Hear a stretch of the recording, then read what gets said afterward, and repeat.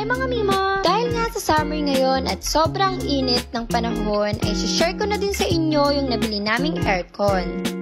Late upload na nga pala ito mga Mima dahil sayang naman kung hindi ko ito ipopost. Dahil nga sa sobrang init ngayon, malay nyo ay bibili din kayo ng aircon at para magkaroon na din kayo ng idea. Window type lang nga sanang bibilhin namin dahil nga mas mura, pero based sa mga ni-research ko ay mas maganda na ang bumili ng split type na inverter dahil mahal lang naman siya kapag bibilhin mo, pero mas maganda at mas makakatipid in the future lalo na sa electric bill. At ang napili nga pala naming brand ay LG. Ang LG ay merong dual inverter na kung saan dalawa yung rotary motor niya, na kung saan mas may wider rotational frequency na mas nakakapag-save ng more energy, along with higher speed cooling na mas maganda kesa sa conventional compressor. Isa pa sa features nito ay hindi ito gaanong maingay. Meron na din tong smart features and convenience na kung saan pwede mong i-connect yung aircon sa cellphone mo. Kaya kahit wala ka sa bahay at nakasindi yung aircon ay pwede mo tong patayin at isindi. Free installation na nga din pala ito nung nabili namin mga mami, and super easy niya lang i-install. Kaya sa sobrang init ngayon ay mapapabili ka talaga ng aircon. Kaya isang tip sa pagbili ng aircon ay bumili na kayo ng inverter para mas makatipid tayo sa kuryente. And kasama na nga pala, so ginagamit nga lang pala namin ito sa gabi hanggang magdamag dahil naka-electric fan lang kami sa umaga. Kaya kung gusto nyo din bumili ng aircon ay mag-research muna kayo mga Mima kung ano yung mga brand na affordable pero maganda ang quality. So yun lang, bye!